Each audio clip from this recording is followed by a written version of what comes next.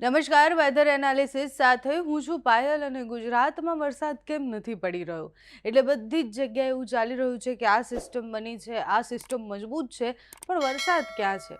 એટલે કોઈ પણ સિસ્ટમ ક્યાંય દૂર બને તો એની અસરો સંભવિત રીતના થતી હોય છે, પણ એના કારણે વરસાદ પડે એટલી સંભાવનાઓ હજી ગુજરાતમાં નથી. એક રાઉન્ડ વરસાદનો આવવાનો છે જે ટૂંક સમયમાં શરૂ થશે અને સિસ્ટમ વધારે ને વધારે મજબૂત થઈ રહી છે. ગુજરાતની નજીક જેમ જેમ આવે છે એમ વધારે મજબૂત થતી દેખાય છે. પહેલાં સિસ્ટમની વાત કરીએ. તમે જુઓ કે સેટેલાઇટ મેપ હવામાન વિભાગ જે આપે છે એ મેપ પ્રમાણે તમને અહીંયા એક મજબૂત સિસ્ટમ દેખાતી હશે. આ જે તમને દેખાય છે એક સિસ્ટમ છે, એ સિસ્ટમ ખૂબ મજબૂત છે એટલે એ ડિપ્રેશન સુધી પહોંચી એવી સ્થિતિમાં અને એ ગુજરાતથી હવે થોડાક જ દૂર છે એટલે રાજસ્થાન અને મધ્યપ્રદેશના ભાગોને સૌથી વધારે અસર કરી રહી છે. ત્યાં ખૂબ વધારે વરસાદ પડી રહ્યો છે.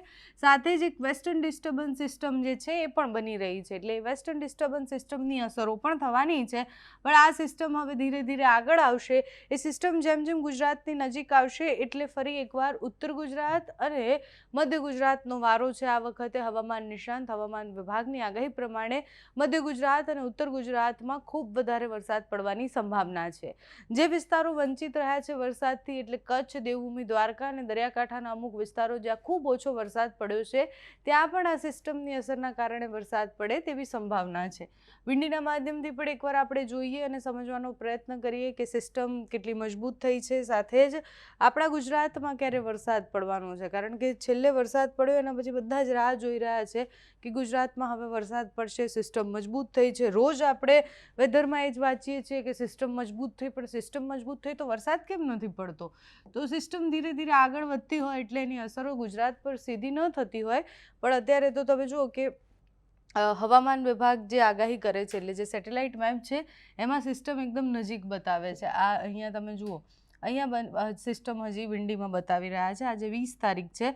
દક્ષિણ ગુજરાતમાં છૂટોછવાયો વરસાદ પડવાનો. ધીરે ધીરે આગળ વધીએ તો એ સિસ્ટમ ધીરે ધીરે આગળ વધતી પણ દેખાશે 21 તારીખની આસપાસ. અને આ છેલ્લું અઠવાડિયું જે ઓગસ્ટનું છે ત્યારે તો ગુજરાતમાં ભારે વરસાદની આગાહી હવામાન વિભાગ દ્વારા કરી દેવામાં આવી છે. આ નાગપુર પાસે સિસ્ટમ છે.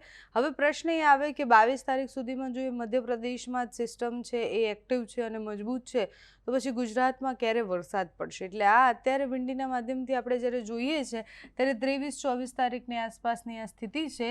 હવે પ્રશ્ન એ આવે કે એક સિસ્ટમ બની એ આપણે જોઈએ તો અહીંયા મધ્યપ્રદેશની પાસે પહોંચી ગઈ. હવામાન વિભાગે પણ એવી આગાહી કરી દીધી કે એ સિસ્ટમ મધ્યપ્રદેશની નજીક છે, પણ એ સિસ્ટમ ગુજરાત તરફ જ આવશે એટલે અરબી સમુદ્ર તરફ જ જશે એ મોટો પ્રશ્ન છે.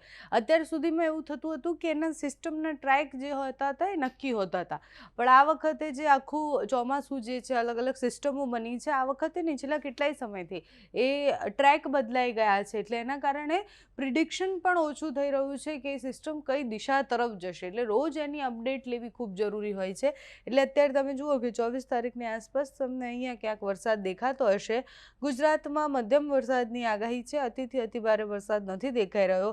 હવે કઈ સિસ્ટમ આવી એટલી મજબૂત આવે છે અને ગુજરાત પર અસર કરે છે અને મધ્ય ગુજરાત અને ઉત્તર ગુજરાતમાં ખૂબ વધારે વરસાદ પડવાની જે આગાહી છે 25 તારીખ સુધીમાં તમે જુઓ કે અહીંયા તો છે સિસ્ટમ એટલે ધીરે ધીરે આગળ વધે એવી સંભાવનાઓ તો છે. એટલે કે એ જેમ જેમ આગળ વધશે એની અસરો પણ વધવાની જ છે. હવામાન વિભાગ જે મેપ આપી અને દરરોજની આગાહી કરે છે એટલે આગામી 5 દિવસની સ્થિતિ શું રહેવાની છે એના ઉપર પણ એકવાર આપણે નજર કરી દઈએ. હવામાન વિભાગની આગાહી શું કહે છે, કયા જિલ્લાઓમાં એલર્ટ છે, કયા જિલ્લાઓમાં નથી. તો આ 18 તારીખથી લઈ અને 23 તારીખ સુધીનો મેપ છે, જેમાં 20 તારીખે છૂટાછવાયા સ્થળો પર ગુજરાતમાં વરસાદ પડવાની સંભાવના છે. અને અહીંયા એટલે આ તમે જુઓ કે મેપ તમને થોડો ઝૂમ કરીને બતાવું હું, તો તમે જુઓ કે અહીંયા થરાદ, બનાસકાંઠા એટલે ઉત્તર ગુજરાતથી લઈને દક્ષિણ ગુજરાતના આ બાજુના જેટલા પણ ભાગો છે, આ તમને ડાર્ક ગ્રીન દેખાય છે, આ બધી જ જગ્યાએ અમુક વિસ્તારોમાં છૂટોછવાયો વરસાદ પડવાનો છે. બાકી આખા ગુજરાતમાં છૂટાછવાયા વરસાદની આગાહી છે. 21 તારીખની સ્થિતિ પણ એવી જ રહેવાની છે એટલે 23 તારીખ સુધી સ્થિતિ વધારે બદલાય એવી સંભાવનાઓ નથી. 24 તારીખ સુધી એટલે અડધા ગુજરાતમાં છૂટોછવાયો વરસાદ, અડધા ગુજરાતમાં મધ્યમ વરસાદ એવી આગાહી હવામાન વિભાગ દ્વારા કરવામાં આવી છે. બાકી હવામાન વિભાગ, હવામાન નિષ્ણાંતો જે આગાહી આપતા રહેશે તમારા સુધી પહોંચાડતા રહીશું. અત્યારે તો સિસ્ટમ મજબૂત બની રહી છે પણ ગુજરાત તરફ અત્યારે વરસાદની કોઈ સ્થિતિ નથી દેખાઈ રહી. તમારે ત્યાં કેવું વાતાવરણ છે અમને કમેન્ટ્સમાં જણાવજો. અત્યારે આ વિડીયોમાં બસ આટલું જ. જો તમે અમને યુટ્યુબ પર જોઈ રહ્યા હોય તો સબસ્ક્રાઈબ કરજો, ફેસબુક પર જોઈ રહ્યા હોય તો ફોલો કરજો, અમારા વિડીયોને લાઇક અને શેર કરજો.